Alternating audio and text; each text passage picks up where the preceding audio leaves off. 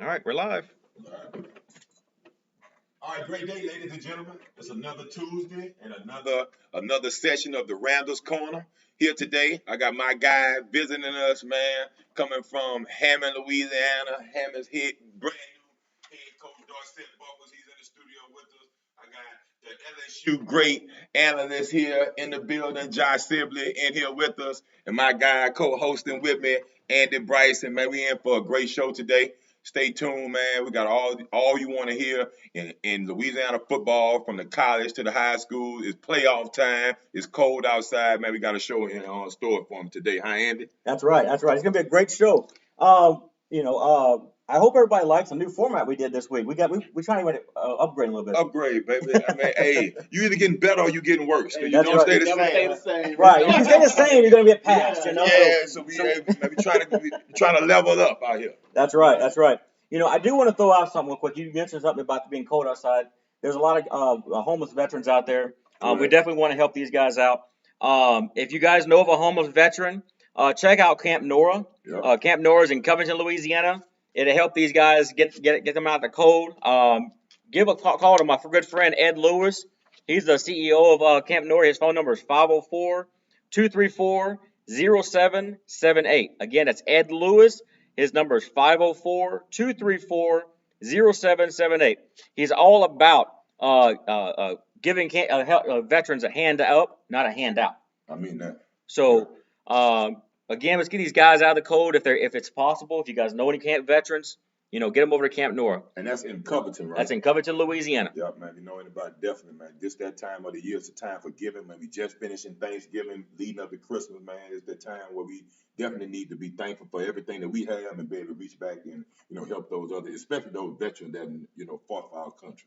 Well, last week was Thanksgiving, so, we all have a lot to be thankful for. I'm thankful for, this show. I'm thankful for you guys, good friends like you guys.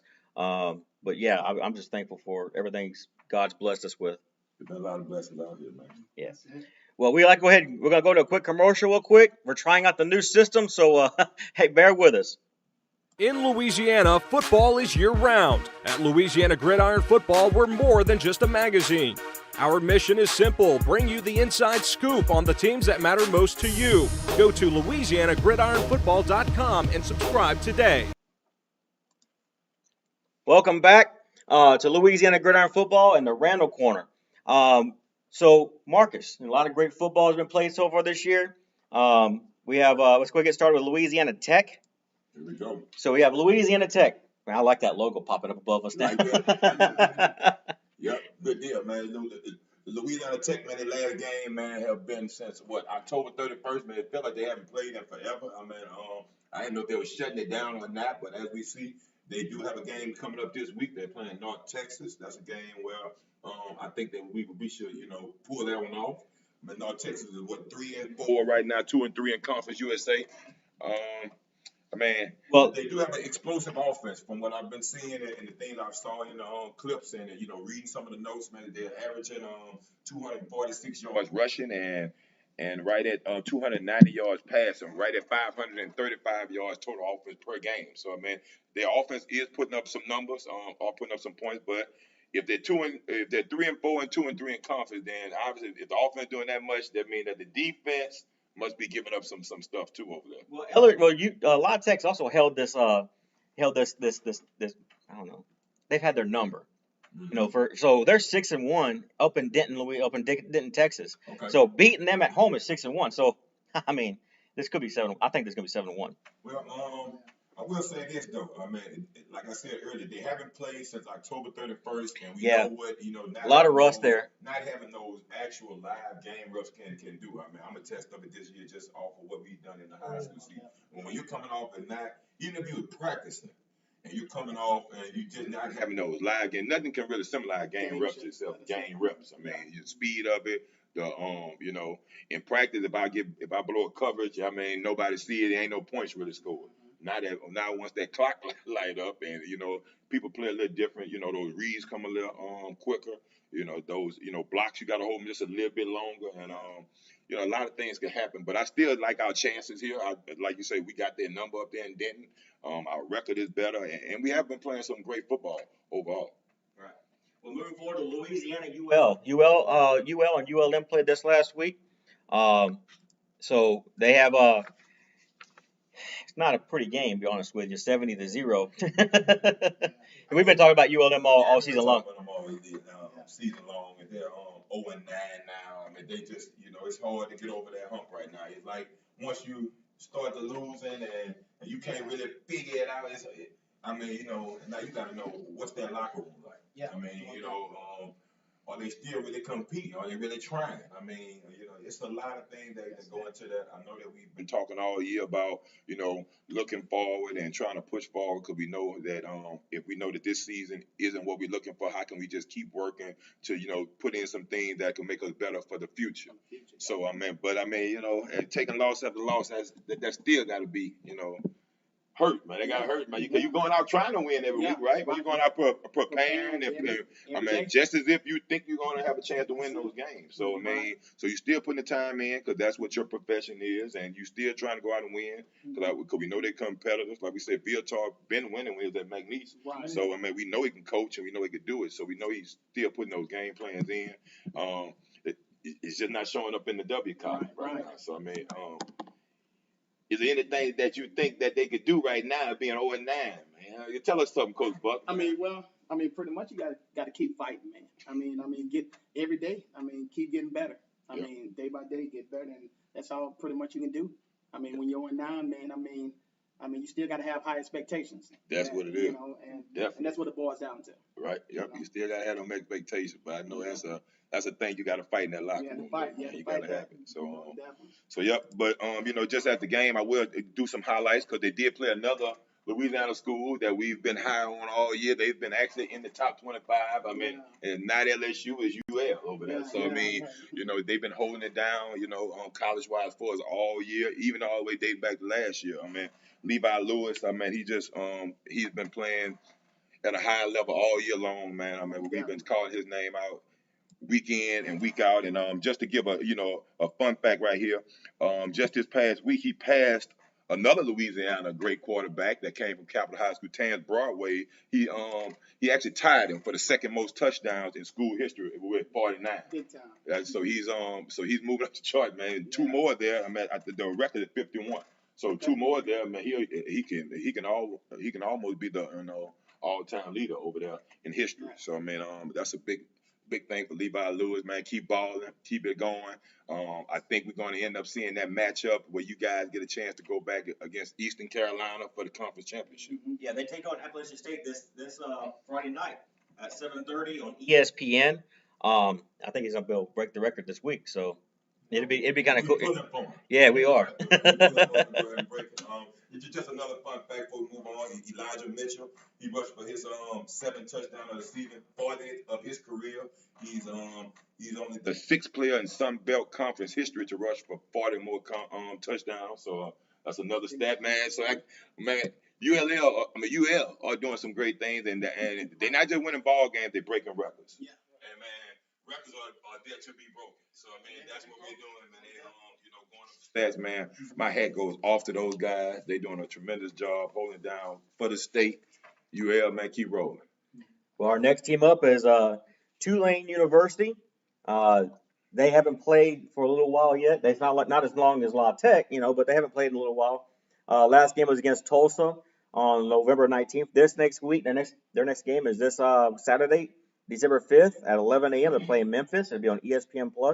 Buckles, you was talking about Tulane a second ago. Right. Most definitely, man.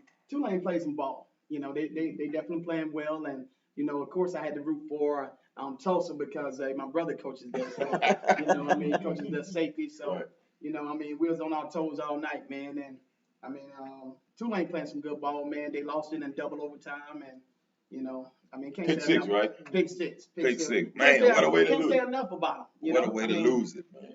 That's a way to lose it, man. But one thing about it, somebody had to win, somebody had to lose. Every time. So, yeah. Every time. Yep. I will say that in Tulsa, I think number 25 at the time. So they were competing against a top 25 team. And like you said, man, it was a great game. Came down to just a pick six in overtime. And I know we stated that they'll be playing Memphis this week coming up. And just to touch on that, man, and we've been talking about this, all year too as well. that the amount of not only players that we have been putting out over the years here in Louisiana, but coaches that went on. So like you just said, your brother Carlton that played at LSU, came from A-Meet, now he's at Tulane University. We're going to go up against Memphis this week, and we talked about him earlier. You know, they got guys on their staff from Louisiana, John Simon being one. So schools are going out not only getting players from Louisiana, but they're getting coaches so they can attract these players to be able to have a chance to go out and recruit and get some of the best players to be on their team. And as you see, Memphis has been a dominating team in their conference over the last couple of years. Bringing in some of those Louisiana recruits, and as you see now, Coach Buckles, C. Buck, that's up there at Tulsa, at number 25. So man, guys moving on and you know, having success in other places and being able to, you know, be that ally to, you know, also have a place for some of these Louisiana high school athletes to also have those connections in other places, man. So I mean, we doing it all over the country right now, man. So I think come the springtime when we have a little bit more time and some of these, you know, football season starts winding down for the FBS level. We're gonna have some of these guys. I have to get some of these guys on the show. Got to. You know, I'm gonna make some phone calls. Gotta get some phone down. calls. Yeah. You know, Because I know they want to be down here. Yeah. I know they want to be in here. Yeah, I know they want to be in here, man. That's definitely helped those guys too as well. They got a lot of guys coming from Louisiana. You know, like I said, they got an LSU commit last year that changed commitments to Memphis. Defensive lineman from, I'm drawing a blank at what school now, but I mean, you might, you know, the defensive lineman changed from LSU to Memphis. I'm drawing a blank. I know who you're talking about. That was just recent. Yeah, that was just recent. Yeah, definitely. Yeah, I know you're talking. So yeah, you know, they've got all kinds of. They got your nephew going up there next year. You know, E Junior or triplet. E3. Yeah, E3. So he's definitely up there. So man, like we've been saying, we got great talent here, man. We definitely trying to put a fence up. It look like we gonna need them to stay home a little bit. You know, Mulatto got to stay home. Man. We got some you know, some things to feel if people keep leaving early. Yeah. So again, they play Saturday at 11 a.m. It'd be on ESPN. I'm sorry. Yeah, ESPN Plus. It'd be 11 a.m. on Saturday. So check out Tulane this weekend, guys. Tomorrow's gonna be good football. All right. First time playing in a while, man. First time playing. All right. So, all right. It's gonna be the LSU section real quick. So, all right. So, Let's do it. my first question. We talked about this earlier today. Where do you see the LSU going right now? It's just it's been a tough season, man. We you know, from the start of it, you know, starting from Mississippi State, man, we just seen some rough ends and rough outs. Offense had their spurts in a lot of these games. Defense just looked like we still can't put it all the way together defensively, and that's just been the story of this year. I mean, we were trying to figure out who we were going to be. We thought pretty much after coming off those off weeks and then playing South Carolina, looked like we got our groove, was able to run the football. Defense looked a lot better. We had a new quarterback in there that looked like we had the offense, you know, simplified enough for him to come in and make the right throws and make the right reads. And everybody thought that, okay, that's what we needed. We needed that week off. It looked like now we got our identity. We know who we are. We was able to run the football very well. And then we kind of went back. You know, to those first couple of games, the same thing we were seeing. You know, guys running open and cover just can't run the football anymore. Now we up to the point where we're seeing guys opting out. So I mean, now you have to ask ourselves: have they stopped fighting? Kind of like we just said again with the ULM. Have they stopped fighting over there right now?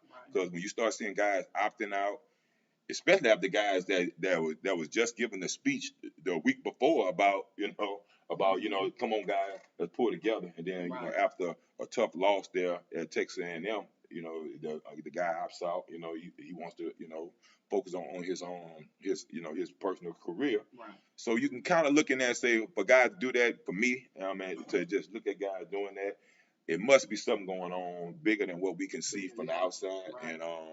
And man, I hope we could get it together. Let me ask you this.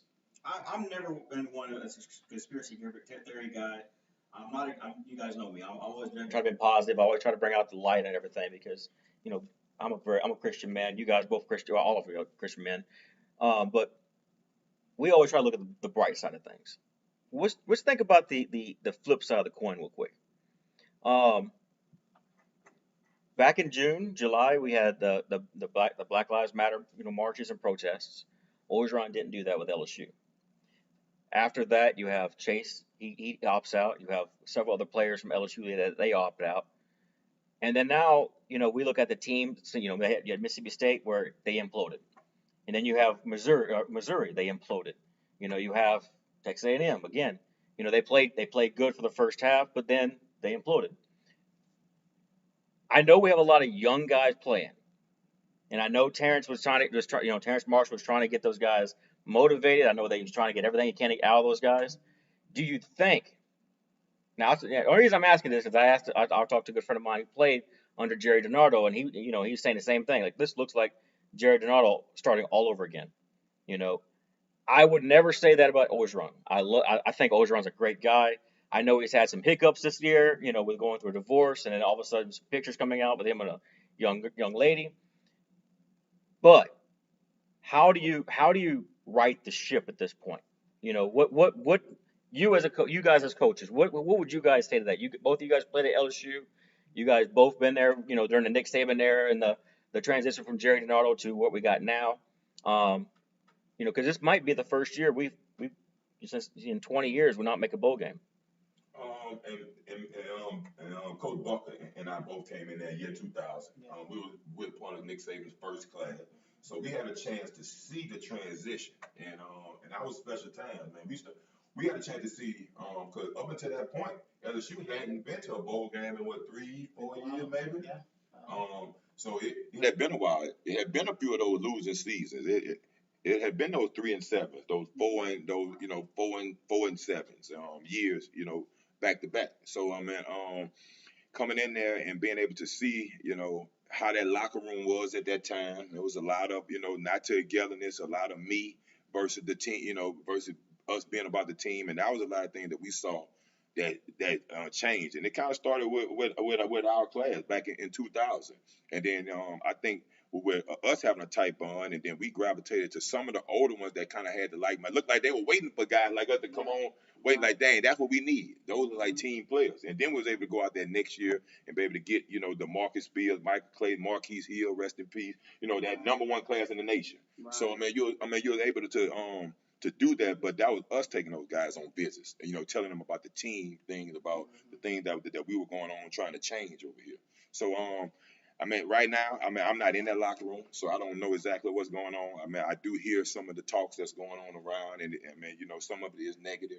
You also got the scandal going on right now with the rape allegations. There's just It's a lot going on, man. And when you have all that going on, plus you got COVID, plus you didn't have a spring, you got guys opting out, man. That's just a recipe for almost destruction right now. And it looked like it's hitting us from every angle. And it looked like almost like they say, when it rains, it pours. Today we lost a 4-star recruit. He decommitted today, so Now, Josh, that's the negative. Let's talk about some positive real quick. Yeah. So, Josh, go ahead and tell us what you told me earlier before the show. So you also got to remember, with normal schedule, Texas A&M is normally the last game of the season. Correct. Right. LSU doesn't look like they're not going to play for the SEC championship game. It could be at this point they're not going to play for a bowl game. Terrence Marshall, he had screws in his leg. He's coming off of last year. Foot surgery. Right. Okay. So he's in his mind. He's looking at. I got to get ready for the draft. That's it. I got to get ready for the combine. Texas A&M is the last game in his mind.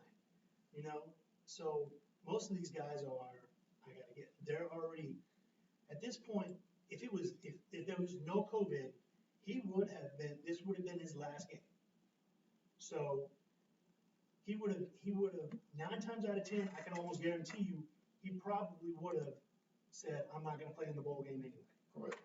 I can see that. Now that I haven't really put it in that perspective, but that does make sense. He coming off injury last year. Mm-hmm. He basically needed this film to basically show everybody that that the last couple of games that he came in last year wasn't a fluke. He had a chance, and he definitely showed it week in and week out that he was obviously the best skill player on the field. Right, exactly. Now, a lot of people are giving him crap for saying he quit on his team. He didn't quit on his team, because this was supposed to be the last game of the season for him.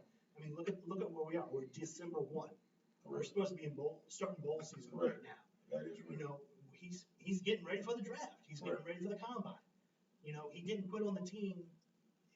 COVID, like we say, COVID is undefeated. Correct.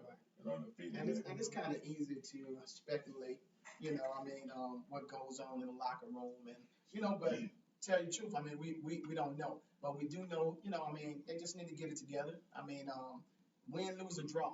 I mean, I'm LSU Tigers all the way, you know, and we just got to fix it and get it together, man, and I think we will, you know. Yeah. I know we got some young guys, man, and, you know, but you know, they can't be an excuse, man. We had to grow up quick, you know. Well, speaking of growing up, this week they got to grow up a lot because they're taking on Alabama. Yeah. You know, we lost our Ole Miss game this week, which was supposed to be our fourth. You know, we're trying to hopefully be our fourth Trying to win. get to that fourth win, man. But we lost that. Now we got to face the Giant. You know. Yeah, but hey, I will say, most of the time, hey, I mean, it's not far-fetched. You still got to play the game, man. And anything can happen in the game. We still have 5-star athletes that's going out there to compete. Yeah. So, Right. man, whether they got the experience or not, Yeah, I mean, it's still a game. It's at home. And we still got a chance to go in there and compete. I think the game plan going to have to be obviously a little altered now that you got your number one guy out of there. We got to find some ways to, you know, get some offense rolling and, you know, find some ways to, you know. You know, we talked about this earlier today. It was me. I think it was me and you talking about this, but I would not be surprised to see a Wildcat offense this week. Wildcat? A Wildcat offense, just that, you know, have your best running backs in back. You fan it out to the edge, and you're just trying to expose Alabama. I mean, you have the best talent at LSU. You know, hands down, I think LSU's got better talent than Alabama. You know, am I right, wrong? I don't really care what anybody else thinks. I think LSU's got the best talent in the country. I think right now we just gotta capitalize on what we do have. You know, we have young guys. We don't have an offensive line that's really giving us a block up front. So if you run a Wildcat, at least you can get to the ball out a little bit. You know, you get the ball out of there. I do like that a little bit, man. I do like that, man. Now you take away that split second where the quarterback got to catch it, and give it to somebody. So, man, you know, that might be because now he catch. I got an extra blocker now as I run, so that definitely need to be some things. Steve definitely need to look at putting that down, you know, just to keep him off balance. Put it in the hands of Palmer. Well, that's what I'm thinking. But that's exactly what I was thinking. You put it in the hands of Palmer because I mean I saw him in the state championship 3 years ago. You know, and he that's what you could do. You know, you put it in your playmaker's hands. He was a 4-star, 5-star prospect right out of Kentwood.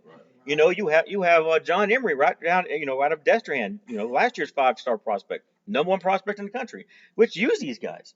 You know, which use these guys a little bit differently than what we've been doing this week. You know, I think this could be an upset. You know, I think this could be, you know, Alabama's a 24-point favorite right now in Tiger Stadium. Get the you know, seriously, use the Tiger Stadium.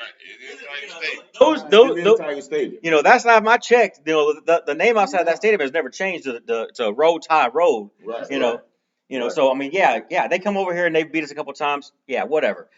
It's still Tiger Stadium. Right. You still got to come in here and compete against the best athletes in the country here in Baton Rouge. That's definitely what it is. But so we definitely gonna be tuned in to it, man. We gonna see what it do.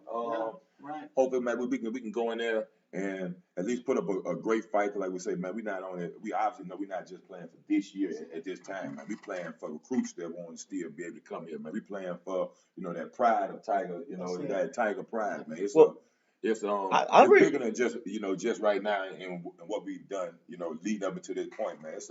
It's a rivalry game. All records out the window for us right now, man. We gotta go in there ready. Yeah, this week they're 0-0. That's it. Both teams are 0-0. And we don't have anything to lose. Nothing. That's why I'm saying this could be the game that could upset the whole thing. Right. You know, you have nothing to lose. That's it. You know, now Ogeron has not done this. Yeah. But I remember the Mad Hatter, when we had Les, you just never knew. That play right there was Les Miles' play when Brad Wing ran the touchdown out of it. Correct. You know, so you have, you know, you just never know. You know, Steve Isminger was the offensive coordinator when Les Miles was here. Right. So you just never know what might be going on. No, man. So we definitely looking forward to a great showing there, man. It won't have as many fans. I mean, that's just. It is what it is. Man. Yeah. But I'm also looking for him to have a great showing. Looking to see TJ. I'm guessing they'll probably do both quarterbacks again this week. Yeah. I mean, when Max Johnson got in there. He didn't look bad to me. Right. You know, I think he had some great pocket presence. I saw him use a couple of those moves I do when I'm teaching quarterback that spin out of there and reset his feet, man. And so I saw some bright things too in Max Johnson. I will TJ, man, I think he played well. I mean, some of the things that he did as far as the mistakes, I know, like the interception down there by the goal line. I saw him going through his progression.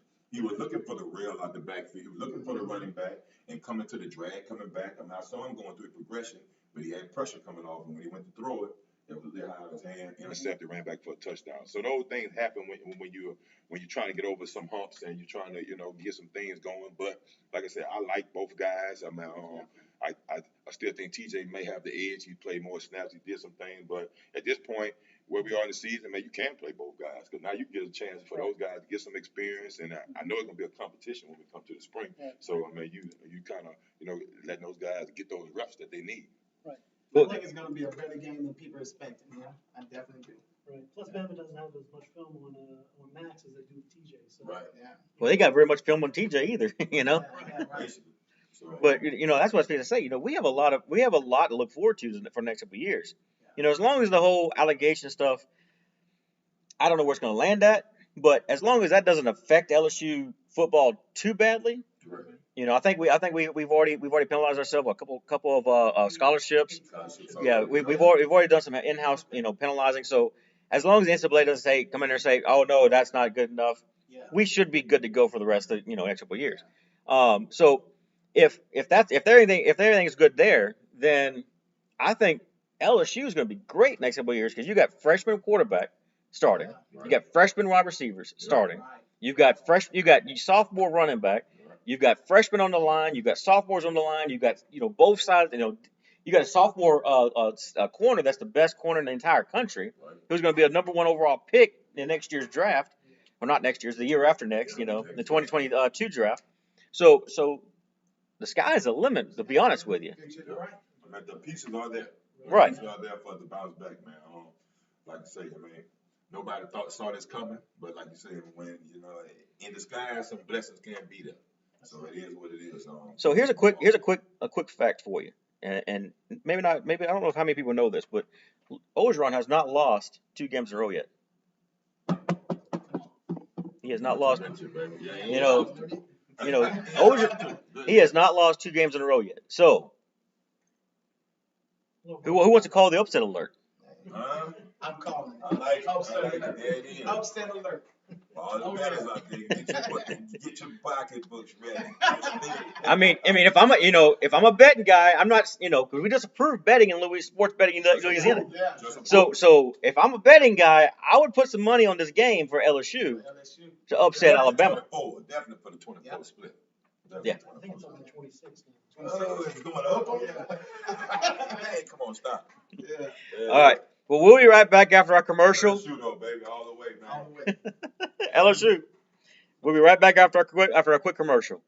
In Louisiana, football is year-round. At Louisiana Gridiron Football, we're more than just a magazine. Our mission is simple: bring you the inside scoop on the teams that matter most to you. Go to LouisianaGridironFootball.com and subscribe today. Welcome back to the Randall Corner. I'm Andy Bryson with Marcus Randall. We've got our good friend Dorset Buttles, head coach, former LSU player, current head coach at Hammond High School.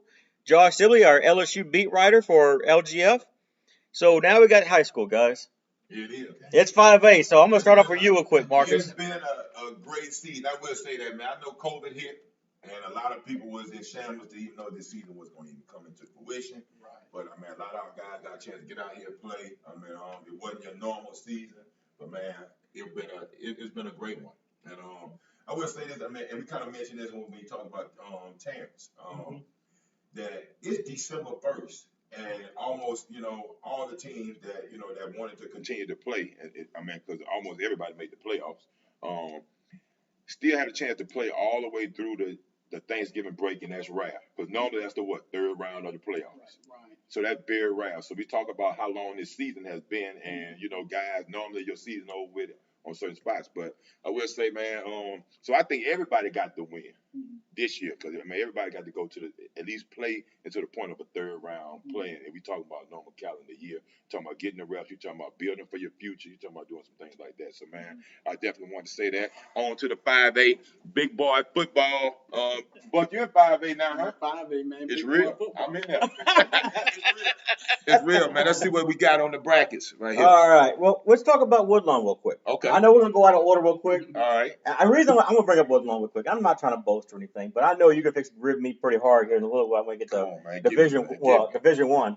You know, so I know you fix rib me pretty hard. So go ahead. Let's talk about the Woodlawn Panthers. I know you guys lost, but how'd you guys actually play? How'd you guys look? What was your take out of that game? I mean, that was a tough loss for us, man. That really hurt because I thought we had a chance to, win that game. And I kind of liked our odds when we got the draw in the playoff bracket. I thought we was in a good spot that if we can, do what we had to do in that game, that we was able to, that we can kind of, match with all those guys that was on our side. But I mean, that was a tough loss. We took the lead in the third quarter, 22-6. At that point, it looked like we kind of had the game in hand early in the third.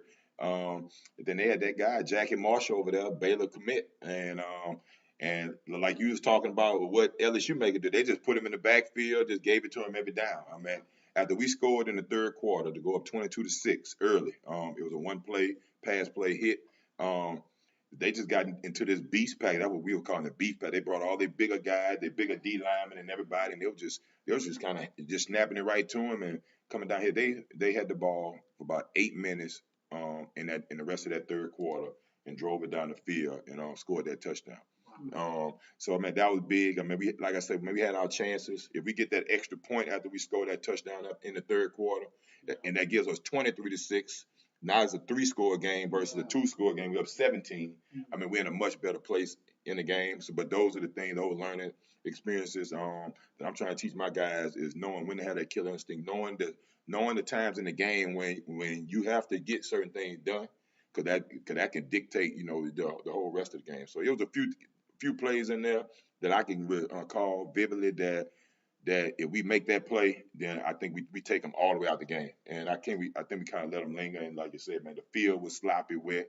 It would look like a mud patch out there. So it kind of played into their hands for that second half. And maybe just sputtered, but we got a lot to look forward to. Man. I was gonna say, you have a lot of sophomores, and we didn't play that many games. So man, out of that 8-game season that we was looking to play, we only played 4 games, and we getting that 4th game right at the end, just so we could be playoff eligible, playing against Catholic High, which I thought was another great game for us. I mean, we ended up losing by 7. So we lost 3 games this year. All of them were less than a touchdown. Well, a touchdown or less. So I mean, we made major strides from where we were last year, and a lot of our guys were juniors and sophomores, so we're gonna be able to bounce back strong next year. Yeah, you're gonna get one of your better receivers back next year, Tremont Douglas Jr. Yep. He come back until he's tending. Yep. To add to all of those pieces that we put together out there this year, and we're gonna look for a great off season and another great season next year. Yeah. Yep. It's probably one. And I was at Woodlawn before I actually went to Hammond, so right. I saw all the talent there, man, and Marcus and the coaching staff, man, they're doing a tremendous job, man. Appreciate and I was definitely pulling for them, man, and I hate that they, didn't pull it off, but I know next year, I mean, the future is bright for those guys. They're young, and future is bright for them. Yeah. So what about Hammond, Coach? About Hammond. Okay, well, we actually went 1-5 this year, and I kind of knew it was gonna be a struggle. I actually got there like 2 weeks before the season started. You got there right when the season was started. Right. And I mean, we had to deal with, just a lot of, I'm saying deal with. We had to play a lot of freshmen O-line, on the O-line. We had to play 3 freshmen, and in 5A football, man, that's, Yeah, that's gonna be tough. I mean, that's tough. That's tough. Coming straight from middle school and had to block these juniors and seniors, they did the best they can, though. I can't say that. And, I was proud of my guys. And, we fought a lot of games. And some games we could have won. And I mean, we definitely competed. And that's what I wanted to see. I wanted to see progression, see a progress every week. And I felt like we did that, for the most part. Well, we were actually going down there one of the games, and then it ended up getting canceled. Yeah, I remember that. Yeah. Well, you had to go through the season what most teams go through in January, February. Right. You know, those growing pains with a new team, new coaching staff, trying to learn each other's buttons and what buttons to push, what buttons not to push. You know, when you get hired on 2 weeks before the season starts, you get all that stuff ironed out in January, February. Right. Because most coaching changes are done in December. That's it, man. And like I said, I mean, it was just a tough situation, but I was definitely thankful for it. And the future is bright for Hammond High School. We got some young guys, man, and I'm very excited about. And I feel like we'll be ready to go. And people will be saying, "Hey, Hammond is a team to watch out for." In the future. Tell us about some of those guys, Coach. Who are some of those guys we should be watching out for next year? Okay, well, we actually have a quarterback. He's 6'5". He actually started point guard for the basketball team as well. Devin Daniels. He'll be our quarterback, and also we also have a sophomore as well. His name is Conor Graham. He's a pitcher, and he throws 88 miles per hour fastball. So we're gonna have some players, and we have some young running backs that's coming, and receivers, man. Like I said, I'm just excited, man. I can name a lot of them, man, just because I'm excited about them, and I saw some things that they done, this season, and just looking forward to it. Man, 6'5", man. We gotta get him to camp. Yeah, We gotta get him to the camp, man. We gotta get him in here, man. But best of luck, man, to you in the future. And like you said, from everything you just said, it sounds like the future is bright, man. You got to, man. It looks like you're gonna have a trigger man in place. You just say your O-line had a chance to get in there and take their few lumps this year. So that might have been it might have been the calling for you to be there this year to see them through just this season, and then so when you'll have a lot of things to work on and work with when you get there in the spring. So, man, and I'm sorry to interrupt you, but we just wasn't physically ready, up front, and now that we're about to get the spring and the summer, that's we're about to get bigger, stronger, and faster. So that's what I'm ready. If you're in that Hammond area, you're looking for a home. It's not like they got it going on. Might need to get there, man. I know Buck been a runner everywhere he's been. Since I've seen you at Kenilworth Middle, then I've seen you at Capitol High. I saw where you took that program from going 0 in 3 years and then taking them to the third round of the playoffs, and now I know you're gonna do the same thing over there. So, man, best of luck to you. Yeah. Well, let's get started with the brackets real quick. So we had Acadiana take on Covington this last week. They won 44-7. So Acadiana moves on forward. EA, they played Captain Shreve. They beat Captain Shreve 28-14. That was one of the games where I actually picked Captain Shreve over EA.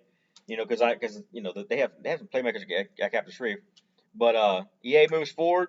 So now you got Acadia University EA. EA, shout out to EA. That's my 5A district partners over there, man. The way to handle business. They're moving on to Acadiana, but that's gonna be a monster there, man. But I will say this: East essentially got the guys up front. They got the brute strength, the bigger guys.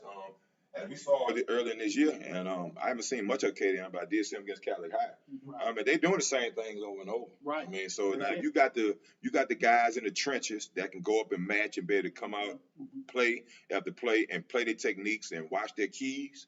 Man, it's gonna be a ball game. It's gonna be a ball game. Well, you got Lafayette. They took on East Jeff. They won 43-6. Mandeville took on West Jeff. Mandeville won 41-0. So now you got Lafayette versus Mandeville. It's gonna be a good one. I'm gonna go with Mandeville. Yeah. I know a little bit about Mandeville. We actually scrimmaged them last year. I'm picking Mandeville now. Yeah, I'll say Mandeville as well. Mandeville's in our district. Yeah, Hutch has done a great job over building that program up to pretty nice over there. Okay, so you'll be saying Mandeville. Yeah, most definitely. Okay. You put it for Mandeville. All right, so we got Destrehan. They played Washita Parish. Destrehan won 35-14. Dutchtown beat Terrebonne 29-0. So you got Destrehan playing Dutchtown this week. Another district. And what your district? 5A. As you see, man, we got some monsters in our district, man. We got some people in our district that playing some good football. Yeah. I think that's gonna be another good one. I've seen Destrehan. They played against East St. John, and the team that we played last week in the playoffs. So I've seen that game. Destrehan, they look good, man. Up front, they look strong. I think that's gonna be another good matchup right there. Dutchtown can run the football very well. They pass defense as well. So man, I think it's gonna be another great game right there. We're gonna have to pull strong 5A right there if we want to get that win. That's gonna be big. I think Dylan Sampson gotta have a big game, if we want to pull that one out. But Well, the only team that was not in the playoffs from your district or from your district was McKinley High School. in McKinley, and 4 of the 5 and the teams. only reason why they didn't make it because they select, they didn't opt it out. Yeah. You know? Otherwise, they'd have been in the playoffs. Yeah, they would have been in the Yeah, playoffs. yeah. They would have been in the playoffs. I don't know, Destrehan's got they have a pretty good safety. I mean, he's short. It's kind of like a honey badger, but he will come up and hit you. I mean, Right. he plays a lot of run support. I could go either way, Destrehan or Dutchtown, but I think Destrehan might have an edge here. Mm-hmm. Yeah, it's gonna be a good game. I think we all going with Destrehan on this one here, but I think it's gonna be a good game. All right, you got Ruston. They beat Hahnville 42-17, and then you had Ponchatoula beat Santa Maula 24-14. So you got Ruston playing Ponchatoula this week. That's another one for Yeah, your that's district. another one for my district right Do there. you know anything about Ponchatoula? Yeah, I mean, we didn't get to play them last game of the season, but yeah, Ponchatoula got some good guys, man. I mean, they filled with juniors this year, and I mean, they have a chance. They definitely have a chance, but I know they have a tough opponent as well. Okay, like I said, I've seen Ruston play against Cali High, and Ruston, they look pretty good. They can score the ball. They play good defense. I'm thinking Ruston gonna pull that one out. Yeah, I saw Ruston play a couple times this year. I played his home play against Woodlawn Shreveport, and then Catholic as well, and Acadiana.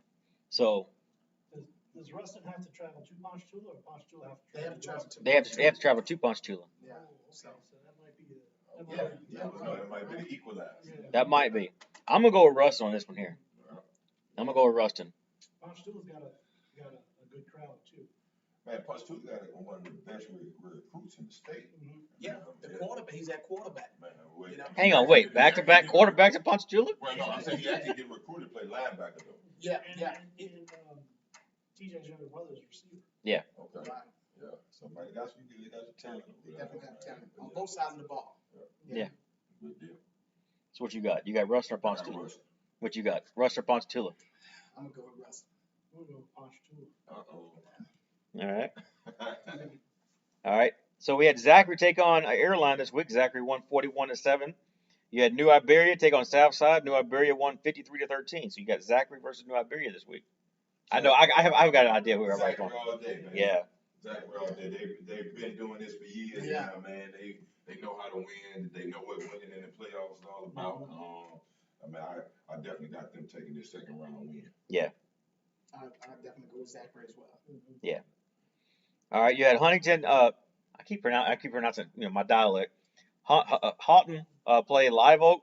Houghton won 31-3. Ash.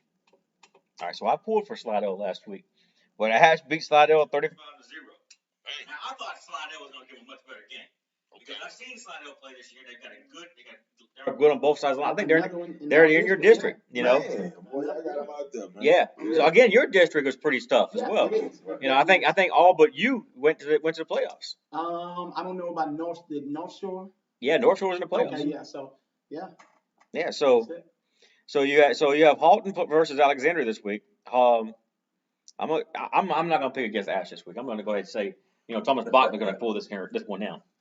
If I had to pick one, I'm gonna say Halton. I mean, I'm not sure exactly. I haven't seen much of Ash, so but I've seen a little bit of Halton, and I'm gonna say Halton on this. Well, I mean, tell you the truth, I want to say my district teams, for all of them, but I mean, I'm gonna go with Holland as well, right? Yeah, it is. But I hope I'm wrong. I think Ash. They got a pretty good squad. Yeah. Yeah. All right, all right. So here's another one I picked wrong last week. Last week was not a good week for me. It wasn't a good week. It was not a good week. Remember what I said last week? A lot of people betting, or they picking with their heart. Now they had their money out there. See, I'm one of those dumb animals. I would throw the money on the table just. Oh, man. Hey. When I'm all in, I'm all in. Been good. Yeah. When I'm all in, I'm all in. I'm like, you know what? I don't really care. I'm just gonna do it. Come on. I win a lot of games though. I mean, I need to get with him later. hey, we're gonna play some poker later, right? Oh, man. Not for money, of course. Yeah. We ain't gonna break the law. No, never. All right, so you had Central They beat Pineville 41-8. And then you had West Monroe. They beat Chalmette 44-26. So you got Central versus West Monroe. That should be a good game. That's gonna be a good one. I think they gotta come to Central, right? Yeah, they have to come to Coming to Central. Central, man. Again, man, shout out to my guy, Coach Sid Edwards over there at Central. He been doing it for a minute too, man. He been winning championships and winning a lot of playoffs and a lot of ball games, man. So I think that's gonna be a good one. That's gonna be a good one. I know West Monroe has that tradition of winning too as well. So I think that should be a big game. That may be one of the games that I'm gonna go check out this weekend. But I do have Central. I'm picking Central. I'm going with the, Baton Rouge team. Yeah, I'm not betting the best of Baton Rouge team. I'm going with my mind this time. I'm going with Central right here on this one. I was pulling for my boy Darren up there at Pineville to go ahead and pull this win out, but No. well, I went up there the week before, and Pineville had played a hell of a game against Walker. I mean, I know it's Walker right now. Walker's having a bad year, but Walker's got talent on that team, and I saw that Pineville team go up there and beat Walker, and so I was just going with what I saw, what I see what they have on that team. Now, it is a young Pineville team, so I expect big things out of them. Okay. But I'm gonna go with my mind this week. I'm gonna go Central over West Monroe. Now, West Monroe has the experience in the playoffs, so you can never rule them out. They this could go either way very quickly. So I experience sometimes trump that talent every. But I'm thinking Central all the way, man. Yeah, I'm thinking Central as well. Yeah. All right, so we had your game, Woodlawn versus East St. John. Then we had John Ehret play Thibodaux. John Ehret beat Thibodaux 21-14, so you got East St. John and John Ehret. So John Ehret's got to go to East St. John because East St. John did the upset last week. Okay. So where are we going there? Man, that's a good one. Like I said earlier, I had like the outside on the bracket. I like us going to John Ehret. They did have a lot of wins, but when you look at who they played, I didn't think they played that. A lot of teams that they played didn't have winning records. So I just felt that in it. And as you can see in the game, there was a number 2 ranked, going to playoff versus the number, what was it? 18. Number 31. Number 31. And you see how close the game was. It was a tight game. And Thibodaux didn't have his starting quarterback because he was out with COVID. Yeah. So the young man that scored the game-winning touchdown wasn't actually he was supposed to play. Okay. Yeah. The one that broke the long run. Yeah. Oh, man. He had an injured hamstring, and he was like a game-time decision. Okay. Yeah, man. So he was big. He was big. But yeah, like you said, man, normal you said 2 versus 31. Yeah. You're looking for, lopsided win, but I knew in looking at it and looking through the bracket. So I'm going with East St. John. That's why I picked as well. East St. John. You saw them personally. That's what. Personally. Yeah. They got they stout over there that they line in that interior, man. They got some nice sized guys. Well, one of the best players in the country, Jackie Marshall over there, number 8, and he making plays offense, and then they put him on on defense, and they put him on the offense and that beef package, man. They are coming down here. That's just Straight down here. Well, we all know what you got, so if they can beat you, obviously they're pretty damn good. Yeah. Definitely. So I'm going to go with the E as well. Yeah. All right, so let's move on to Class 4A. So on 4A, COVID won round 1 with Karen Cole and Woodlawn Shreve. Woodlawn had to bow out, so Karen Cole moved forward in that one. Then you have DeRidder take on Lakeshore. DeRidder won 27-0. Okay. Yeah, so you got Karen Crow playing DeRidder. Karen Crow hasn't played in 2 weeks. Where are we going with this one here? That's number 1 versus number 16. Karen Crow. I know you know a little bit about DeRidder. You've been checking them out this year. Mm-hmm. I'm going with Karen Crow. They've been looking strong this year. I mean, and it is Karen Crow. Yeah, they know a lot of times, going in there, and I remember Jimbo Fisher saying that, man, we're going to beat some teams because we LSU and they who they are. That's it. I mean, that's just what it is. I mean, and I think that's what going to play in the play right here. I mean, Karen Crow's going to go in, and I think they're going to just handle business just because that's who they are. I don't know. I'm kind of on the fence about this one because Lakeshore is a really good program over there. Yeah. They went to the quarterfinals last year. They lost to Warren Easton for Warren Easton going to the state championship or semifinals. They lost to Warren Easton semifinals.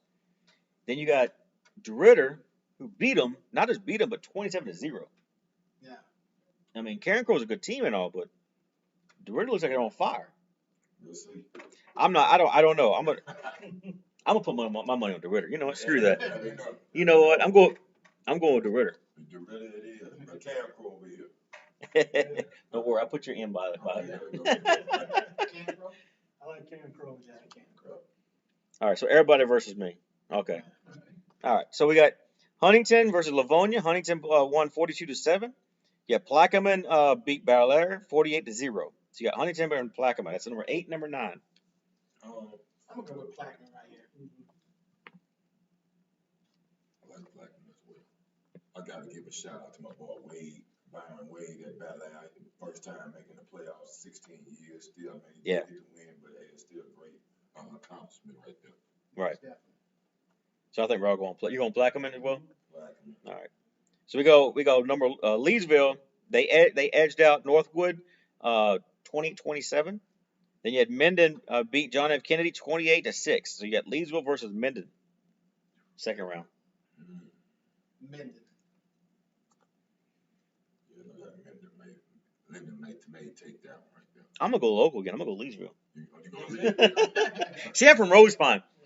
Oh, okay. Leesville, 15 minutes north. The Ritter's 15 minutes south. So I'm in the middle. So I'm going. Yeah, they got a good running back. They got a good line. They got a couple of good linebackers. I've gotten calls from college coaches about some of the players, and so they got a pretty good squad over there. You know, they put a Hall of Famer at LSU and played for the Jets a couple of years too. Who is that? Kevin Mawai. Oh, okay. Yeah, he's from Leesville. He's from Leesville. All right. Yep. Big shout out Kevin Mawai. Yeah. So you got. He cannot say his because of NCAA rules. He cannot say his shout out to his high school. Why? Because he's a coach. Oh, yeah, because he coached. Yep. So we got Westgate. They beat Assumption 42-8. I always pronounce it wrong, but Neville beat Peabody 50-0. So you had Neville versus Westgate. Westgate. Yeah, I think that's gonna be a good one right there. Man. Neville is one of those programs that's been good year in, year out. Westgate on the roll. I'm gonna definitely go with Neville though. I'm just gonna go Neville as well. I'm going with Westgate right here. All right, so we all going. Okay, you're the odd man out this week. Yeah. All right, so we got Tioga took care of business against Rain 42-0. North DeSoto, they took care of business against Talman 22-6. So you got Tioga versus North DeSoto. Going Tioga. I like Tioga. They have, but North DeSoto, you've got the boss up there. You've got Dennis Dunn. Do have Dennis Dunn. You know who will pull some stuff out. I mean, I know his coaching staff very well. That's gonna come down to the X. I think it's gonna come down to X's and O's. To be honest with you, I'm going North DeSoto. See, I'm gonna go with heart. You know I am. You know, I always go for my friends. You know, sometimes they let me down. All right, so y'all all going Tioga? All right. Josh and Marcus. So all y'all against me. Okay. All right, so we got Cecilia. They took on Landry Walker. Landry Walker did their business, 21-14. They upset Cecilia. Then you had Warren Easton. They 36-8 over Bull Bridge. So you got Landry Walker this week versus Warren Easton. Man, that's gonna be big for the city of New Orleans. Yeah. Man, that's big. I got Easton though. I'm taking Warren Easton again. I seen them play against Catholic earlier this year. They didn't play Catholic. No. Was it Catholic? No, you're thinking of Ed Carr. I'm thinking Ed Carr. But I've seen Easton play. And they played against somebody who they rescheduled earlier in the year. It wasn't Catholic then. You're right. That was Carr. But I've seen them play, and they got some guys over there, man. Offense and defensive linemen, man, that can play some football. I think that's some big guys. Yeah, they got some big guys. I think they also played Covington, if I'm not mistaken. Yeah. So I think I'm gonna go with who is it? Landry Walker or Warren Easton? Landry Walker. I'm gonna go with Landry Walker. I was gonna go with Landry Walker as well because Warren Easton, I don't think has been that level they've been in the last couple of years. Right. I think they're good. But I don't know if they're at that same level they've been in the last couple of years when they made the state championship. To play against Carr. So I was gonna go for Landry Walker this week. Okay. Yeah, I'm going for Landry Walker. Well, hey, that's a good one right there. That's me out there. So I'm not calling that. It's too Not big. calling? I'm not calling Yeah. that. how do you come on a football show and not call a football game? How do you work for a football company and not call a football game? All right, so moving on. So Josh is out of this one here. He doesn't want to lose money this week. Not that we're playing vote for money. We're not breaking no laws here. Herb Street does it every week. He says, I'm going to be at that game, so I'm not going to call. No, I'm not going to call. All right, so we got George Washington Carver. Played Bell Chase. Bell Chase won. A upset Carver, 35-14. And then you have Eunice. They beat Bastrop 36-0. So you got Bell Chase versus Eunice. That's big. That's big. Bell Chase taking on Carver and beat Carver. That was big for them to beat Carver, but you know, I got Eunice in this one. That's what I'm rocking with them. I'm gonna go with that. You go with there because again, that's close to my home. That's only about an hour away. Who is that? Eunice. Okay. Yeah, I like Eunice there too. You got Eunice as well. Yeah, I got Eunice. All right. I say that, but I live in Slidell now, so I guess I should pull for Bell Chase. You know, I'm related. Sometimes they say it ain't where you're from, it's where you're at. That's it. Yeah, that's true. That's true. You know, I'm probably related to half the state anyway, so it's okay. All right, so Estruma, they beat Pearl River 47-41. Then you had Edna Carr beat Eleanor 42-0. So you had Estruma versus Edna Carr this week. Shout out Dirty Eye, Stroma. Yeah, handling their business right there, man. Yeah. Stroma got one of the best running backs in the state, man. You know, Le'Veon Moss, man. He's running it like a man. You know, I think that guy there is, you know, tearing that team. I got one of my ex-classmates from high school, son, playing quarterback over there. Kendrick Self, one man. Yeah, they're doing some great things over there. But again, I ain't gonna bet with my heart. I'm gonna go with my mind. I'm going with Carr. I'm going with Carr as well. Yeah. Bryce, until you beat Bryce Brown, Bryce. In my opinion, I think they're the number one team in the state. Yeah. You know, and that includes Acadiana. I think Edna Carr is the number one team in the state. Yeah. They definitely, you know, played together this year. Like I said, I saw them play against Cali High. Yeah. Early, and that was a shootout. But early in that game, they were 20-0. Right before going into halftime. Right. So I mean, they definitely got, you know, a lot of depth over there for a 4A team too, that they rotate in, man. They're doing a great job over there. It's gonna be hard to beat those guys. All right, so now we're gonna move on to 3A football. All right, so Jennings, they took on ERAV, beat them 49-20. Grant lost to Lutcher 54-13. So you got Jennings versus Lutcher this week. I'm going Jennings. Yeah, that running back's pretty good. I've seen Lutcher, and Lutcher not the same as they've been in the past. You know, but like I said, that running back over there, Jennings, I think he's gonna have a field day over there. So I'm definitely going Jennings. All right, so I guess we're all going Jennings. Yeah. Okay. Madison Prep beat up Bogalusa 46-8. Donaldsonville, they beat up on LaRanger 46-0. This gonna be a good one. Yeah. Donaldsonville, man, they have been playing some football this year. Didn't they beat St. James this year? Yeah. Yeah. They are playing at a high level, man. One, I think they beat by. Yeah, it was a close game. Yeah. They beat them though. Yep. And they were on our schedule for us to play them this year, but before we got those games canceled. And basically Riverside and Donaldsonville, man, they both great years, man. That would have been some good games for us. But man, I've been watching them. I've been following them. They've been playing some good football this year. And Madison Prep been playing at a high level. You know, I've seen them this year against Parkview and against Baker. I mean, you know, they manhandled those guys, and this is gonna be a good one. This is another one I'm tossing up on going to watch this game right here, man. Because this is gonna be. I think the winner of this game going to the dome. Over Jennings. Over Jennings. Okay. Okay, but you still didn't pick anybody. So who you picking? Oh, I didn't. You can pull a Josh. I'm going Madison Prep. I gotta go with Coach Landry Williams. Yeah. Jones, Ryan Cook. All my guys over there, man. Aaron State, man. You know, got a lot of guys over there. I know the work they've been putting Anthony in. Jones. Yeah, I know the work they've been putting in, man. My guy Zion Chris over there behind the hams, quarterback, led the state last year, passing. So he's back over there, man. I like them over Donaldsonville this week. So we all going Madison Prep. Madison Prep. All right. So we had St. James. We had Tyler Lewis in here last week with St. James. Yeah. St. James won 43-10 over Abbeville. And then you had Sterlington beat West Feliciana 59-27. So you got St. James versus Sterlington. This is a scary game, guys, Yeah. because Sterlington always sneaks up the playoffs, and they will always bite you in the butt if you're not careful. Yep. They've been in the dome a couple times here. Like I say, man, they know how to play football. You know, they're not always the biggest, but like you said, they know how to get those W's. They know how to get those wins. They got a program over there.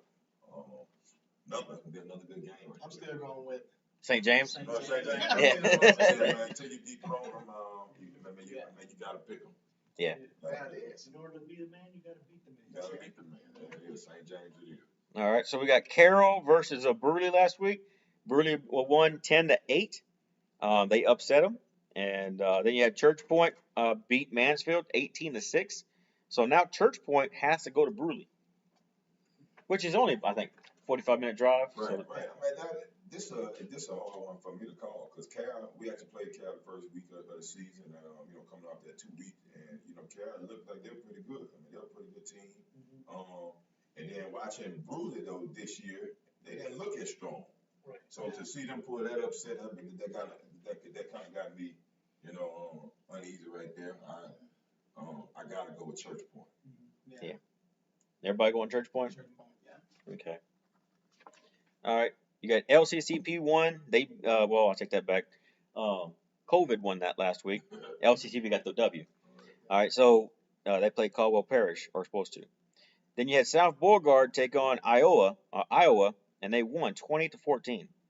So this we got LCCP going against South Beauregard. I'm going LCCP, and I'm gonna tell you right now, I think LCCP could be in the dome this year. Yeah.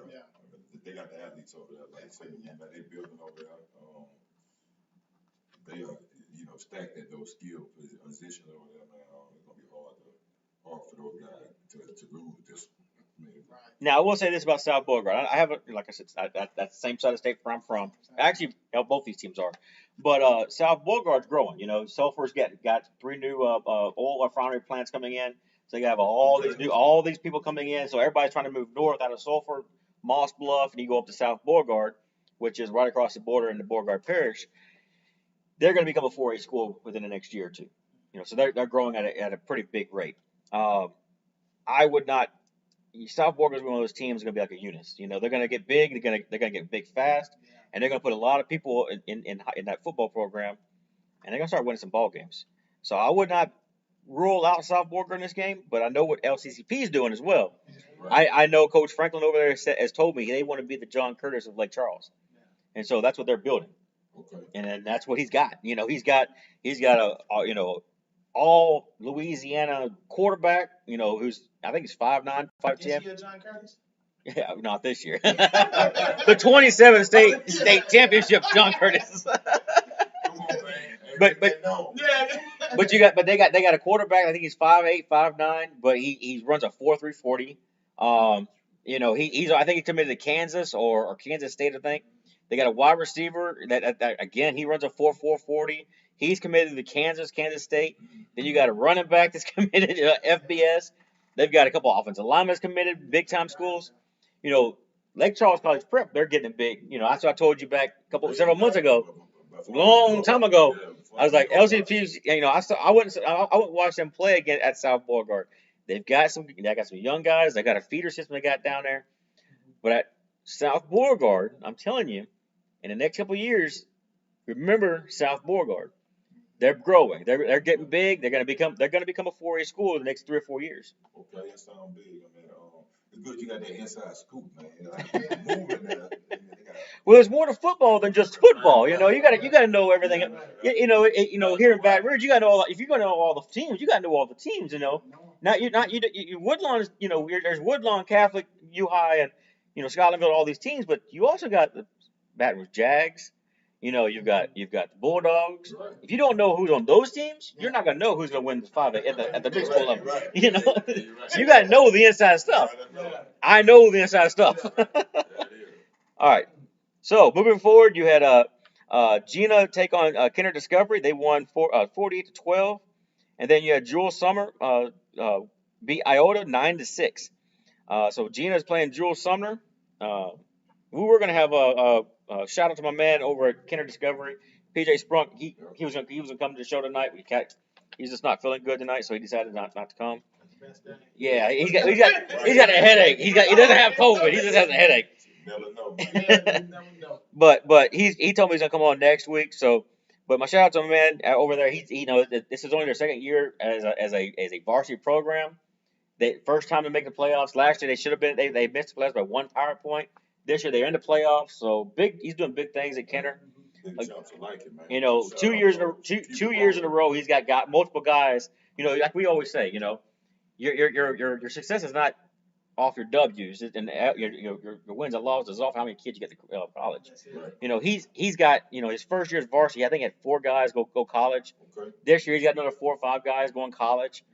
He's doing big things. That is winning. That is winning. Just not here. Yeah. All right, so you got Jenna versus Sumner. Who are you guys going with?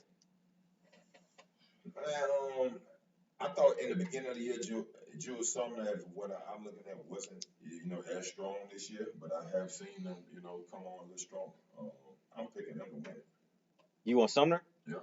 I was gonna go with Jenna, and I was just gonna pick Jenna this week just because I think they're got a better squad right now.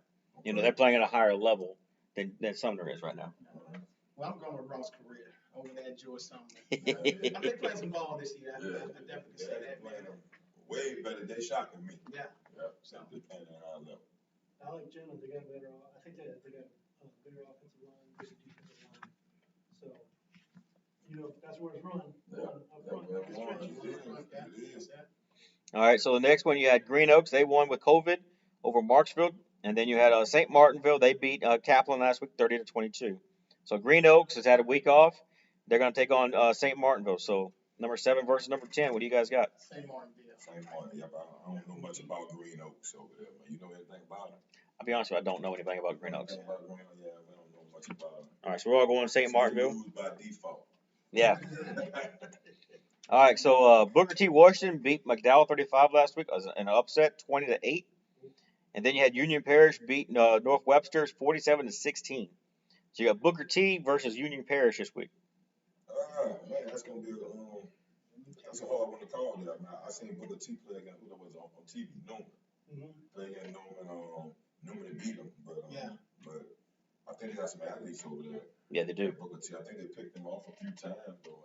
So they got a pretty good secondary over there. But I don't know if this other team runs the ball that much or if they pass. I haven't seen them much, but I'm gonna go with them. You going with Booker T? I'm going with Booker T. New Orleans or Monroe? Monroe. I'm going with Monroe this time. Who's the home team? Booker T. We gotta go to the city. Yeah, they got to drive that bus all the way down here from Monroe all the way. Yeah, so they probably left today. Booker T. Yeah. I was going to go with Union Parish. Now I'm thinking about it. No, I'm going with Union Parish. I'm going to stick with you, Dorset.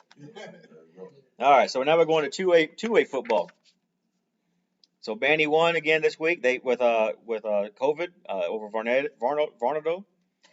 Our good buddy of ours played over there. Actually, you know him too, Chris Davenport. He's the athletic director and coach over there. Yeah.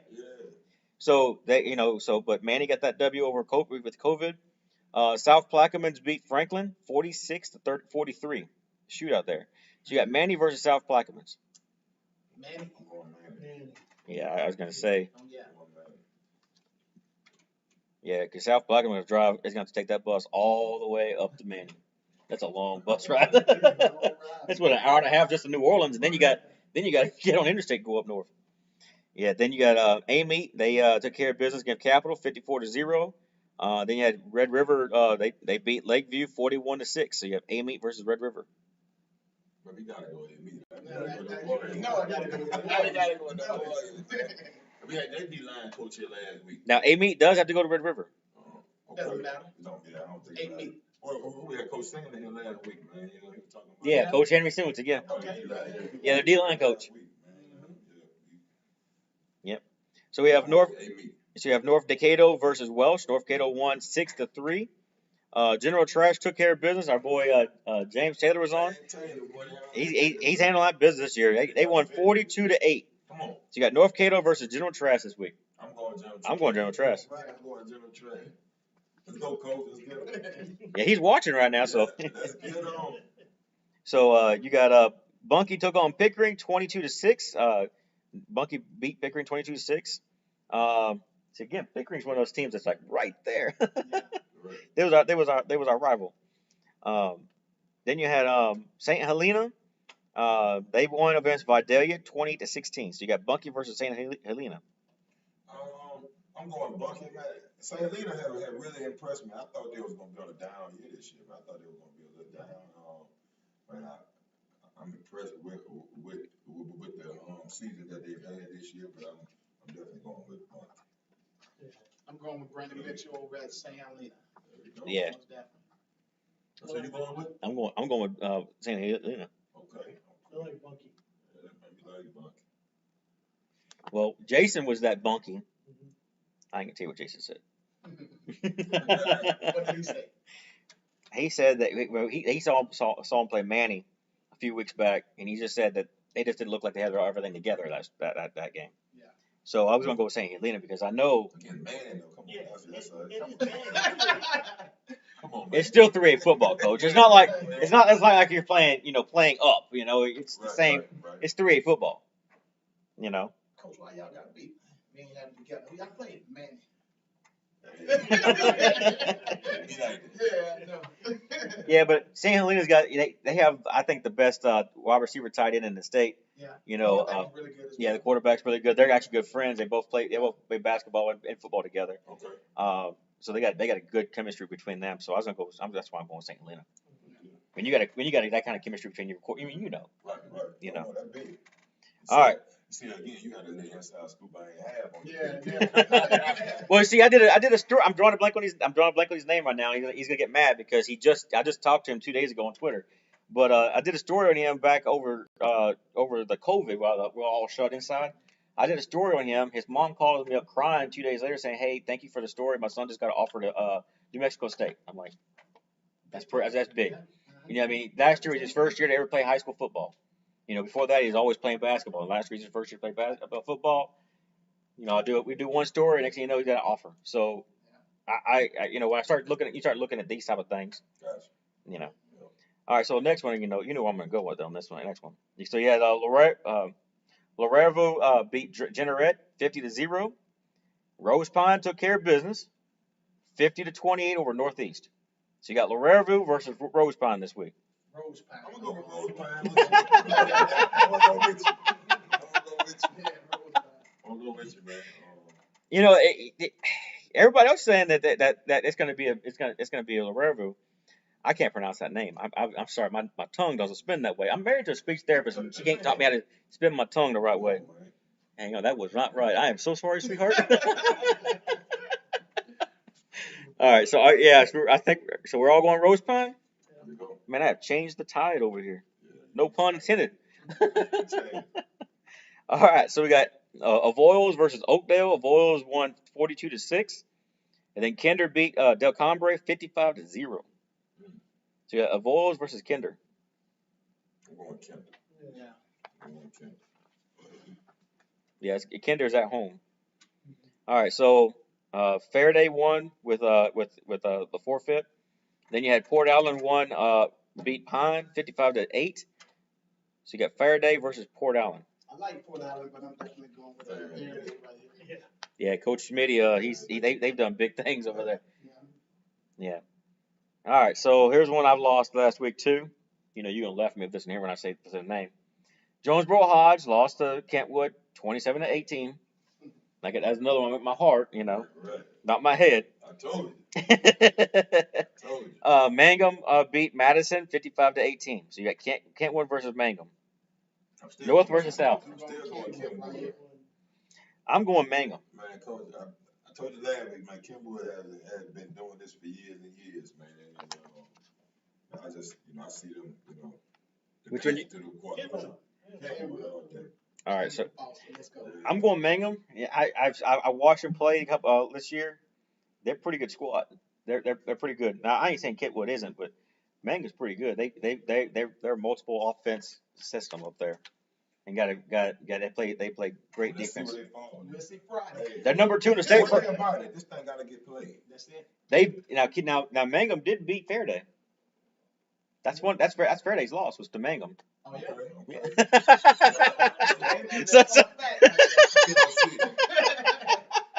I wasn't gonna tell y'all that until y'all said that. All right, so we got 1A now. All right, so we got Oak Grove. They advance with the bye week. They take on East Boulevard. East Boulevard beat Montgomery 38-20. So you got Oak Grove versus East Boulevard. Yeah, I gotta say everybody, they've been in a state championship twice in the last 2 years. All right, so you got West St. John. They beat North Central 43-0. Logansport, they had a bye week, so they advanced. You have West St. John and Logansport. I'm going with West St. John. Logansport. They got a good squad, but I'm going West St. John.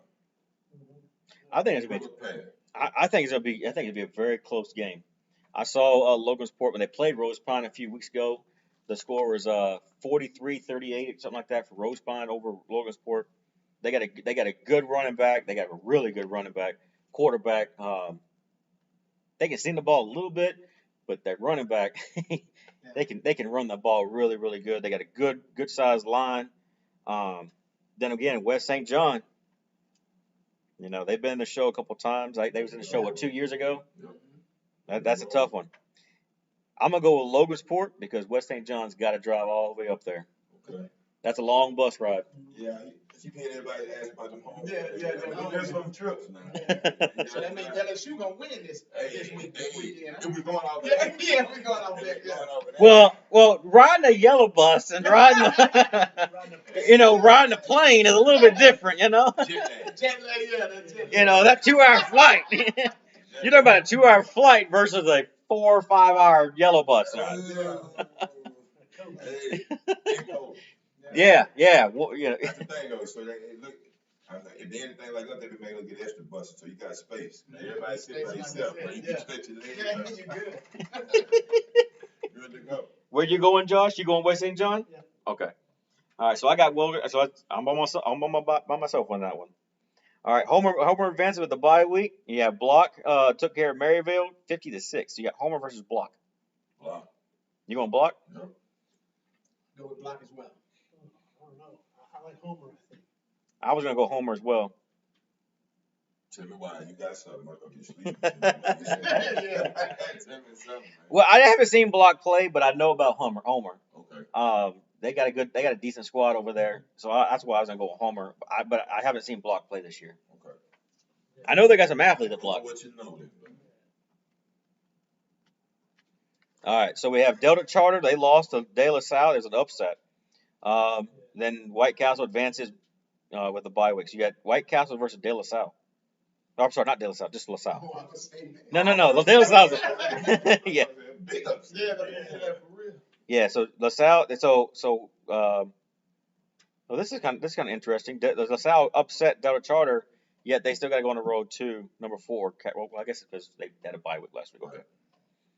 So I'm going to White Castle. White Castle, yeah. They've been playing some ball over there. Yeah, their quarterback, he's pretty good. I'm drawing a blank with his name right now. We had him at our camp back. Well, actually, you was at the camp as well. Right. He was at our camp. He plays both quarterback and safety. And they went to the state championship. Right. They went to the state championship with this guy last year.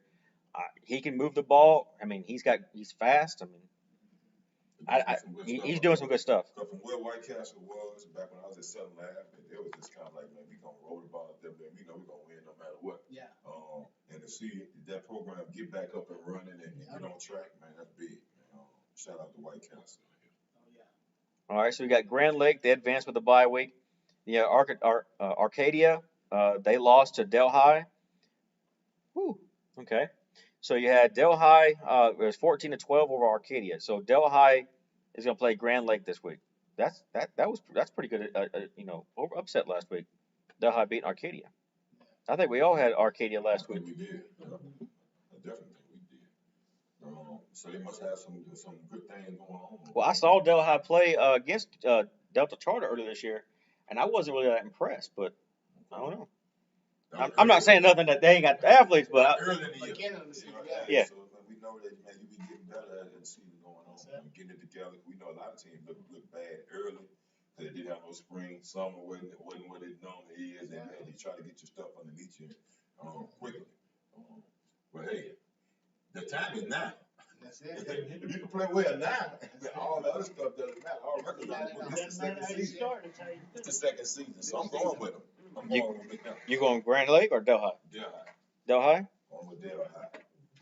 Marcus, you Dorset, you going? That's it, yeah. What about you? You going Grand Lake or Delhi? I'm going Grand Lake. There you I go. think I'll go with Delhi. Let's go with the upset. All right. So Centerville won last week with the COVID. Then Oberlin advances because of the bye week. So you have Centerville versus Oberlin. I don't know much about Centerville. Yeah. I don't either. I know about Oberlin. Yeah, I know about Oberlin. You mean Oberlin? Yeah. Yeah. All right. Haynesville advanced with the bye week. Basil took care of business against Magnolia. You know, that's our buddy Jonathan Collins. So Haynesville takes on Basil this week. Going with Haynesville. Haynesville, they, one of those teams that been making big playoff runs year in, year out. All right. So Slaughter beat Northwood 14-8. East Iberville, they advance with the bye week. So I think we all picked East Iberville. East Iberville, Coach Joseph, going with him. Go get it. You don't want to Slaughter Sugar? You want Slaughter Sugar? No, indeed. He's at. All right. Division I. Private schools. Lafayette Christian. All right. So you have Brother Martin and Jesuit. Ooh, Brother Martin. Brother Martin. Yeah, Brother Martin. Big dog. All right. So Kind of like you could just switched it over to like if it was in boxing to the heavyweight. Yes. All right, now we're done with the lightweight and welterweight. we have Rummel versus Catholic Baton Rouge. Ooh, that's gonna be a bet, but that's another toss of a game that I maybe possibly be I'm at. going with Catholic High though. Yeah. Gotta go It's Catholic. here. Huh? It's here. Yeah, it's home. I'm gonna say that one, man. You got another one that you finna call that's gonna be here too, man. There's about 4 or 5 games in this area that's gonna be big game. But we definitely going with Catholic High. I'm going Catholic. Man, they haven't ran from anybody this year. They played the toughest talent I think they had all season long. I think they had the hardest schedule in the state. Oh, I know in the state for sure, hands down. I mean, that's nothing to talk about. Yeah. They took on Ruston. They took on Carr. They took on. Again, coming out of what Gideon. district that is? 5-5. Do it. All right. So this was the upset. This was my. I picked Holy Cross last week over St. Aug. St. Aug won 41-14. I was trying to get the coach. I was trying to get a friend of mine, James Tabry, who's the quarterback coach down there, come up tonight. But he's training the quarterback down there tonight, so he won't be able to make it. So Bird's taking on St. Aug. St. Aug's got to go all the way up to Bird this week. I'm going again with St. Aug. I'm going with St. Aug again.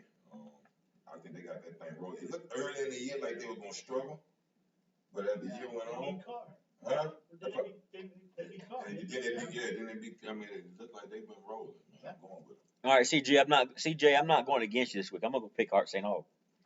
There you go. I picked against I don't know why. Actually, both of y'all know CJ. CJ was out of camp last year, and CJ was at the bowl game.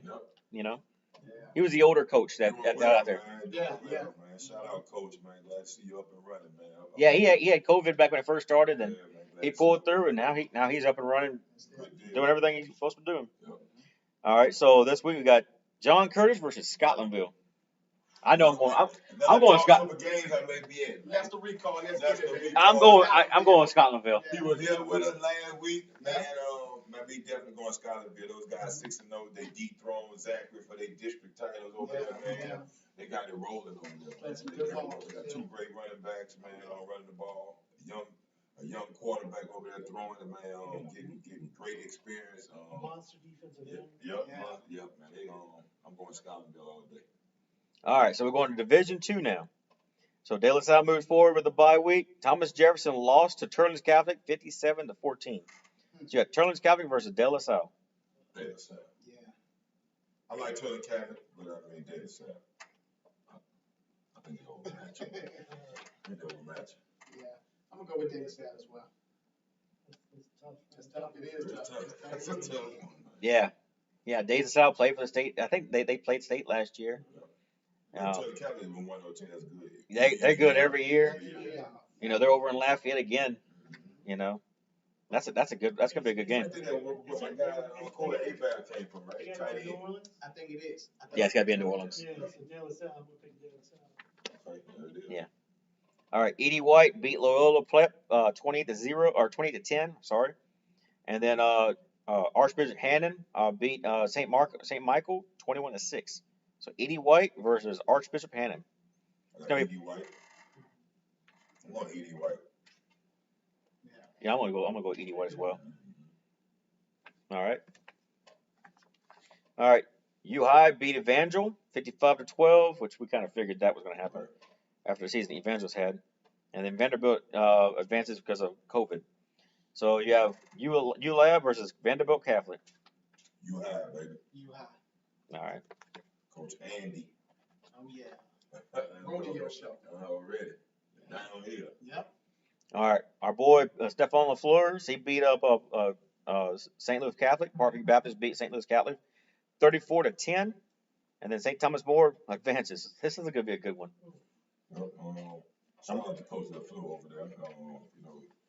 He's taking that team to that second round. But I think this might be the last one. hey, man, he ran into a monster. St. Thomas More over there, man. Man, they got that thing rolling. Again, that's another team I see play against Catholic High. Yeah. Man, they got Besh over there. That's a monster to cover. You got Howard over there throwing the ball to him, man.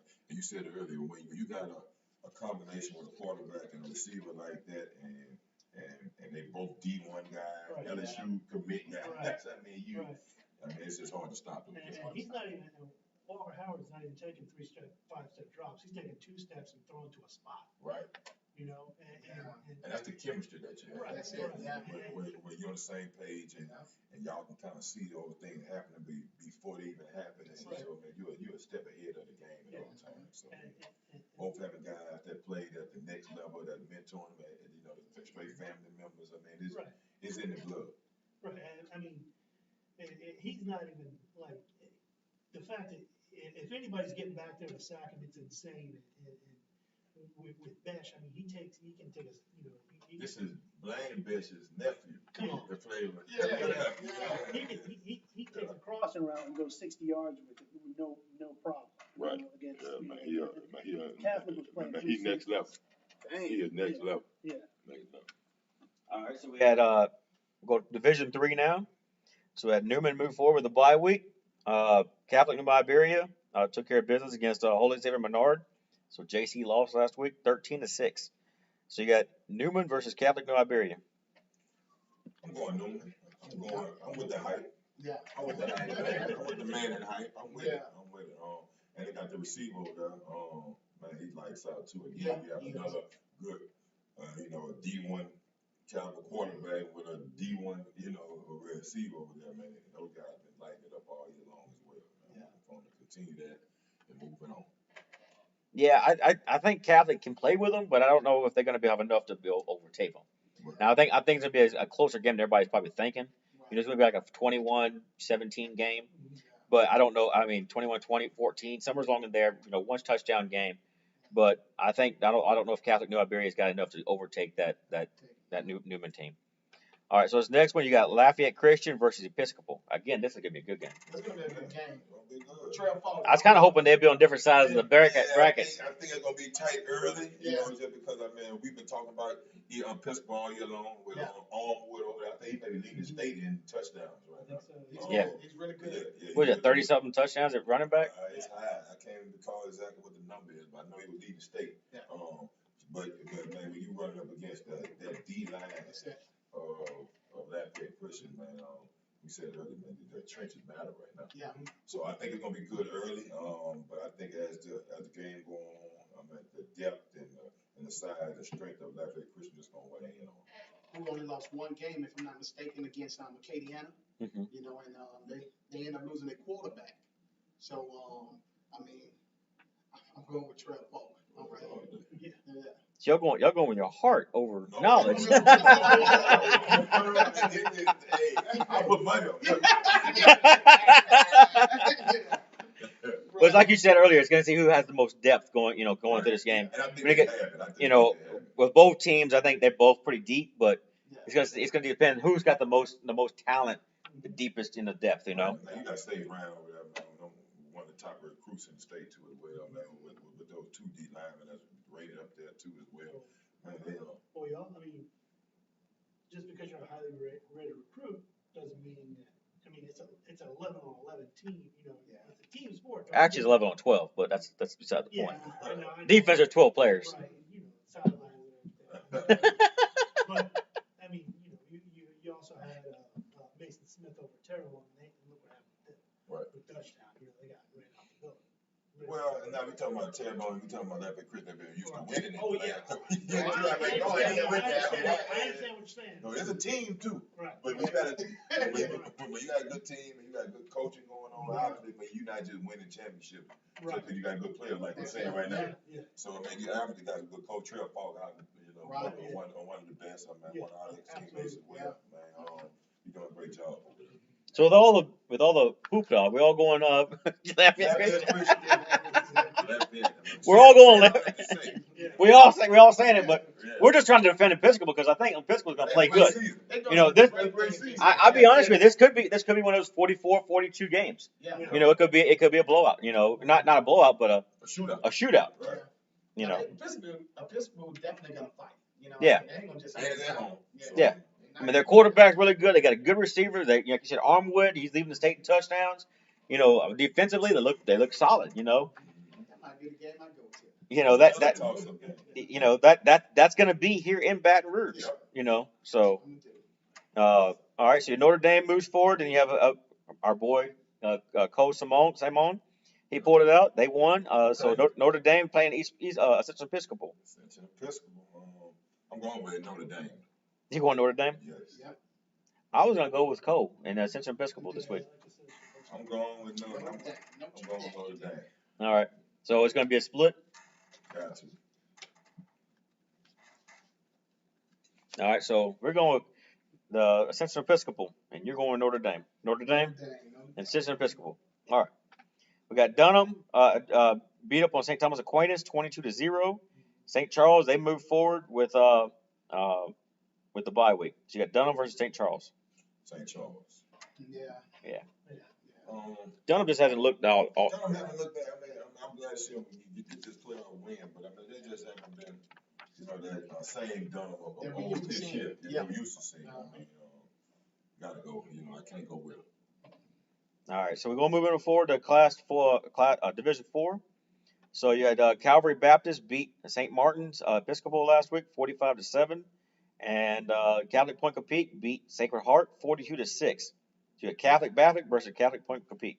I think it'll be a good game. I think my guy over there, Coach Semino, is doing a great job over at Catholic Point Compete, but I think Catholic Baptist has been rolling. Yeah, they've been rolling this year, man. So I gotta go with Catholic Baptist. All right.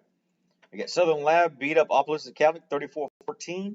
And then Cedar Creek beat Ascension Catholic 22-21. That was an upset for all of us because, not only did Cedar Creek upset Ascension Catholic, but our boy head coach over there, we would all pull it for him.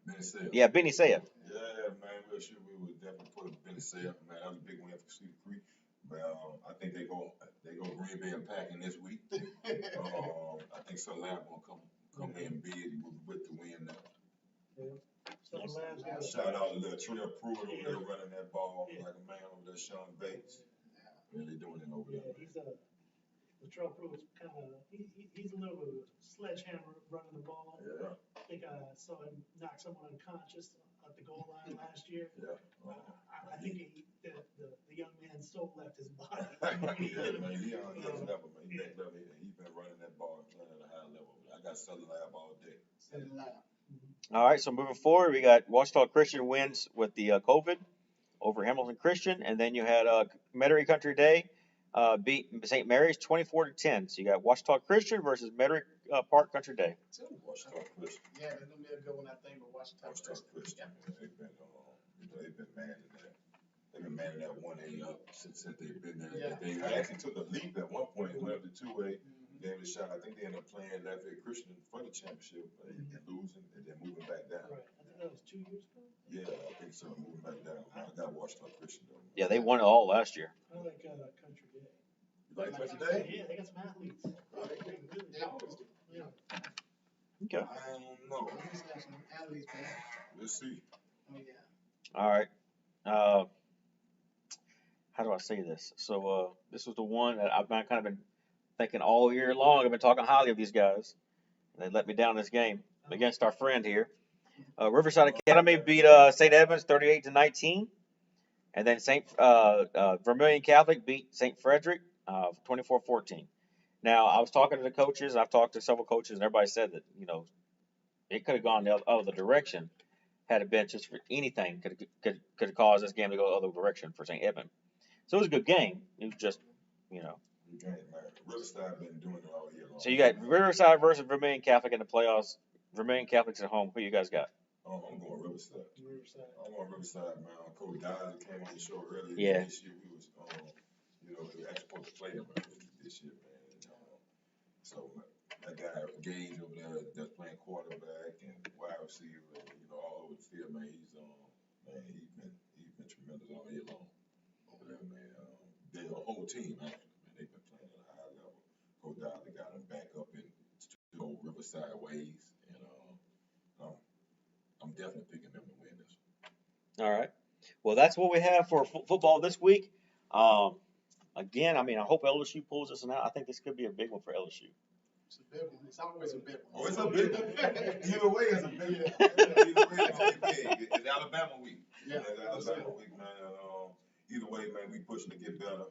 Obviously, look like, man, we done kind of threw the towel in almost on, just trying to, I don't know what we're trying to do this season, but we still got to keep working, man. So, we got to keep working. All our young guys that's coming back, we got to keep working because, that's just what we do, man. We got to just keep chopping wood and keep coming back to the drawing board and just keep fighting. Yeah. So Now, you got to realize that most people don't think of this.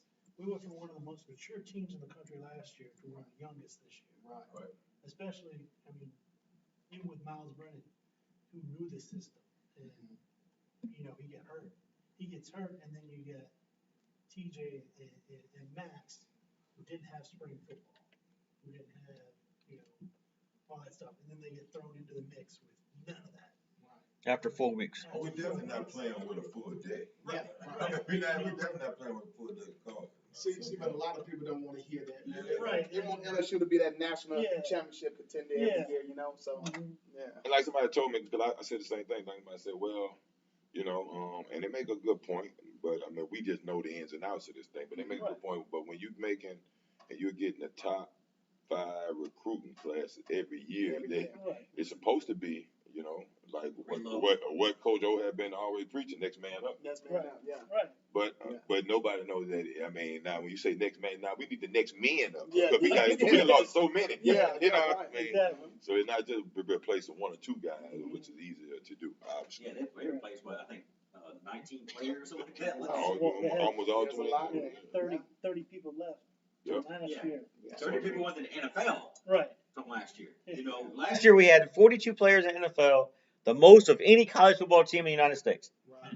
This year we got 70-something guys in the NFL, which is double the next team in the NFL. Right. Even we had what's his name on the cover of the magazine last year. Right. Yeah, Braden Fajoko.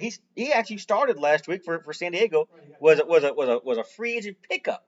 Started last week this weekend, and was number 2 on the team with quarterback hurries and sacks. Right. As a free agent defensive tackle, the only person that had more than him was Joey Bosa, number 1 overall pick. Right. So that's the talent coming that just left LSU. Your free agent pickups, your free agent guys that left LSU are starting in the NFL this year and leading teams with sacks and quarterback hurries. You know, over number 1 overall picks. He was on the Chargers practice squad. Yeah, for the first 2 weeks. Right. So man, definitely, man. Shout out to him. Stay tuned in. UL, we're looking for big things. Tulane, we're looking for big things, man. We're looking for a lot of big football in Louisiana this week. As we bring in December, we got a lot to be thankful for leaving Thanksgiving. Yeah, So man, so we definitely want to just 26 days. 26 days. Yep. With it. I get my son. Oh man. So hey, 2020 may not have been what we all, you know, Right. obviously, you know, it has been great, but I mean, you can still find that, you know, silver lining there, and you know, find the great things that you know that has happened Right. in this year, and hopefully ending this year on a good footing, you know, on to 2021, man. So Right. So yep. See y'all next week with another episode, another session of the Randall Corner. I want to again thank my man Darcet Buckles for coming in, my ex-teammate, roommate, LSU all day. We over at Hammond, about to turn that program around. My guy Josh here, LSU B team. We will have all of the action from the Alabama game next week, and my co-host Andy right here, man. We'll see you guys next week. Look forward to the show next week. We may end up changing some things around again, but let's do it. Let's do it again. Not getting better than we getting worse. That's right. Keep getting better. All right. We'll see you guys all next week, and thanks for watching.